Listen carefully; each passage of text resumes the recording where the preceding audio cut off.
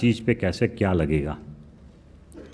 Very simple, state A, state B, state 1, state B, union territory and foreign territory, ये 4 चीज़ें हैं 4 corner में, आप देखो इसको, ठीक है। State 1, state 2, union territory and foreign territory. तो कोई भी गुड्स जब एक ही स्टेट के अंदर बिकेगा तो उसके ऊपर एक CGST लगेगा और एक SGST लगेगा। टैक्स का रेट तो एक ही डिसाइड करेगी काउंसिल। मान लो एक चीज़ है, उसके ऊपर 18% टैक्स का रेट GST काउंसिल डिसाइड करती है, तो 18 में से 9% ऑटोमेटिकली CGST में चला जाएगा, 9% SGST में चला जाएगा।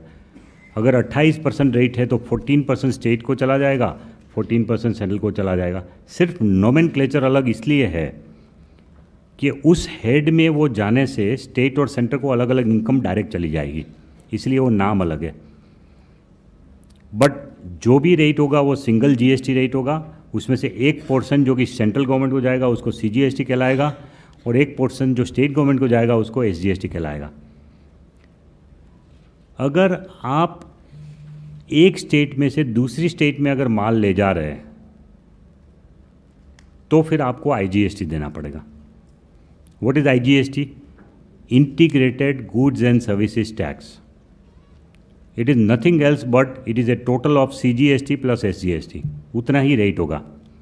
जैसे मैं suppose there is an item on which 18% rate of CGST plus SGST is there, तो 18% ही IGST होगा, उतना ही रेट होगा। तो मैं उस गुड्स को एक स्टेट से दूसरे स्टेट में अगर ले जा रहा हूँ तो उसके ऊपर मुझे 18% देना है IGST के नाम पे, और वो भरने के बाद मैं जब दूसरे स्टेट में इस माल को बेचूंगा तो उस स्टेट में जो मेरी लायबिलिटी बनती है SGST और CGST पे करने की, वो पे करने के टाइम ये IGST का मुझे क्रेडिट मिल जाएगा पूरा का पूरा।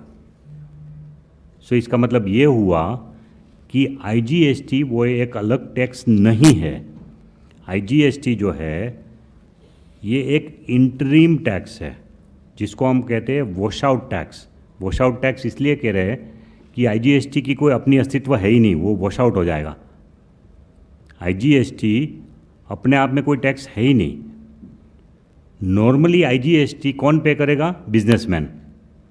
जब वो एक स्टेट से दूसरे स्टेट में माल शिफ्ट करेगा तब वो बिजनेसमैन पे करेगा और उसकी वो क्रेडिट ले लेगा। तो फाइनली IGST की कोई इनकम सरकार को नहीं होने वाली है। IGST की कोई अपनी इनकम सरकार को नहीं होने वाली है। इनकम जो होगी सरकार को वो CGST और SGST की ही होगी। पूरी की पूरी इनपुट टैक्स क्रेडिट ले लेगा वो IGST की, अपनी जब भी टैक्स लायबिलिटी आएगी उसके सामने। कुछ ऐसे ट्रांजैक्शन हो सकते हैं B2C ट्रांजैक्शन, जैसे दिल्ली से सपोज नॉर्थ ईस्ट नागालैंड का कोई आदमी दिल्ली में आया और दिल्ली से एक टीवी खरीद के चला गया, तो वो अगर बताएगा कि भाई मैं नागालैंड ले जा रहा हूँ, ट्रांसपोर्ट कर रहा है, अपना ट्रांसपोर्ट में अगर भेज रहा है नागालैंड, तो IGST लग के जाएगा।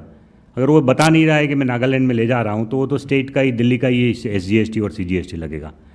तो उस केस में IGST जो वो पे करके नागालैंड में टीवी ले जा रहा है वो IGST की क्रेडिट कोई लेगा नहीं, लेकिन वो पड़ा रहेगा सरकार के पास, और उसका विभाजन स्टेट और सेंटर के बीच में इक्वल हो जाएगा। अगर ऐसा कोई IGST पड़ा रहेगा सरकार में तो उसका विभाजन बट बहुत छोटी ऐसी अमाउंट होगी। नॉर्मली गुड्स का एक स्टेट में से दूसरे स्टेट में ट्रांसफ़र सिर्फ व्यापारी लोग ही करते हैं, तो व्यापारी लोग IGST पे करेंगे और उसकी क्रेडिट ले लेंगे। सो IGST में कुछ बचेगा नहीं। IGST is not a separate tax. पहले जो था CST था, सेंट्रल सेल्स टैक्स।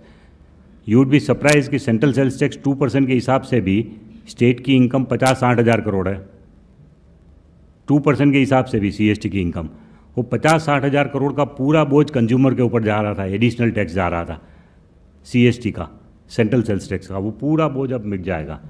अब IGST पे करना पड़ेगा, लेकिन IGST is a wash out tax. वो तो हम इसलिए ले रहे हैं कि भाई कुछ तो टैक्स सरकार के हाथ में आ जाए, उसके बाद वो किस स्टेट में ले जाए, जो करना है करे, लेकिन हमारे पास उतना ही टैक्स आ गया जितना हमको मिलना चाहिए, तो इधर उधर नहीं चला जाएगा। पहले ये करते थे कि CST जब बनना होता था तो सरकार को C फॉर्म भर के ये बोलता था कि भाई हम तो CST में इसको इंटरस्टेट ले जा रहे हैं, और वो दूसरे स्टेट में माल पहुंचता ही नहीं था, उसी स्टेट में वो माल को दूसरे सिटी में उतार के उसी स्टेट में बेच देते थे विदाउट पेमेंट ऑफ टैक्सेस। तो जिस आइटम के ऊपर 14% स्टेट का टैक्स रेट था, उसके ऊपर वो 2% CST भर के छूट जाता था। अब ये नहीं होगा, अब पूरा का पूरा टैक्स उसको भरना पड़ेगा, तब वो दूसरे स्टेट में माल ले जा सकते हैं। उसके बाद उसकी जिम्मेवारी, अगर वो वहाँ पर दूसरी बार बेचता है तो जो CGST और SGST की लायबिलिटी उसको पे करने के लिए IGST यूज़ करेगा, वरना IGST तो सरकार के पास आ ही गया है। तो इस तरह का ये टैक्स है IGST। दूसरी एक विशेष बात यह है कि जब फॉरेन टेरिटरी से कोई भी माल आएगा तो IGST लगेगा।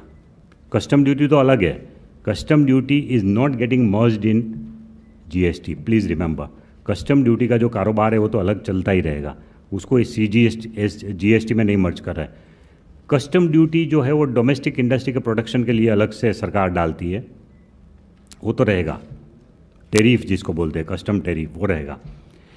लेकिन कस्टम ड्यूटी के उपरांत उस कमोडिटी पे डोमेस्टिक इंडस्ट्री में GST काउंसिल ने जो भी रेट डिसाइड किया है, उतना ही रकम IGST के रूप में हम ले लेंगे उनसे। फिर अगर व्यापारी वो चीज़ को इंपोर्ट कर रहा है और फिर वो CGST SGST पे करने की लायबिलिटी आती है दोबारा जब इंडिया में सेल करेगा, तो उसमें से वो IGST का क्रेडिट उसको मिल जाएगा। लेकिन सबसे पहले तो इंपोर्ट के टाइम ही IGST लग जाएगा। अब ये सबसे महत्वपूर्ण चेंज मेकिंग इंडिया के लिए है, मैं आपको बता दूं कैसे। क्योंकि अब तक जो था वो ये था कि भाई हम एक्साइज ड्यूटी के इक्विवेलेंट CVD लगा रहे थे। एक्साइज ड्यूटी जो लोकल इंडस्ट्री पे था उसके इक्विवेलेंट हम CVD लगा रहे थे। उसके अलावा सिर्फ 4% SAD स्पेशल एडिशनल ड्यूटी लगा रहे थे। ये जो 4% SAD लगा रहे थे उसका मतलब ये था कि स्टेट गवर्नमेंट की जो वेट देनी पड़ती है लोकल इंडस्ट्री को, उसके बदले में हमने 4% SAD डाला था। अब वो 4%, वो एक्चुअली स्टेट गवर्नमेंट तो 14% रेट ले रही है वेट का, लेकिन सिर्फ 4% देने के बाद वो माल इंडिया में आ सकता था। तो अब ये नहीं होगा।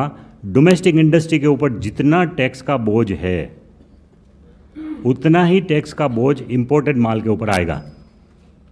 तो इससे मेक इन इंडिया को बल मिलेगा कि नहीं? बल मिलेगा इससे, मेक इन इंडिया को इससे बल मिलेगा। तो ये एक परफेक्ट सिस्टम हो जाएगी कि लोकल इंडस्ट्री जितना टैक्स पे कर रहा है उतना ही इंपोर्टेड वाले भी पे करें, ताकि दोनों के बीच में अंतर नहीं रहे। पहले ये था कि इंपोर्टेड माल सस्ता पड़ता था और डोमेस्टिक माल जो है वो उनको बेचारे को तकलीफ पड़ रही थी इंपोर्टेड के सामने टिकने के लिए। तो this is a very significant change that is going to be brought about IGST लगाने से इंपोर्टेड माल के ऊपर। जिस तरह से स्टेट के अंदर स्टेट GST है, उस तरह से यूनियन टेरिटरी के अंदर भी यूनियन टेरिटरी GST लगेगा। तो यूनियन टेरिटरी के अपने खर्चे चलाने के लिए जो टैक्स लगता है वो यूनियन टेरिटरी GST होगा, और वो भी इक्विवेलेंट टू स्टेट GST होगा। CGST plus union territory GST union territory में लगेगा। और उसका जब भी आप कोई एक स्टेट से दूसरे स्टेट में या एक स्टेट से दूसरी यूनियन टेरिटरी में अगर माल ले जा रहे हैं तो IGST देना पड़ेगा।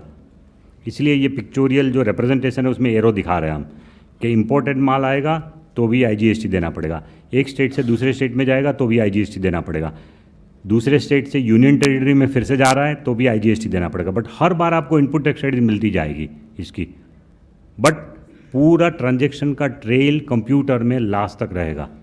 एक माल बनाया, वहाँ से लेके 4 स्टेट में घूमने के बाद 5वें स्टेट में अगर कंज्यूमर के पास पहुँचा तो भी इसका पूरा ऑडिट ट्रेल कंप्यूटर में रहेगा। ये इसकी बेनिफिट है GST की। Okay, next.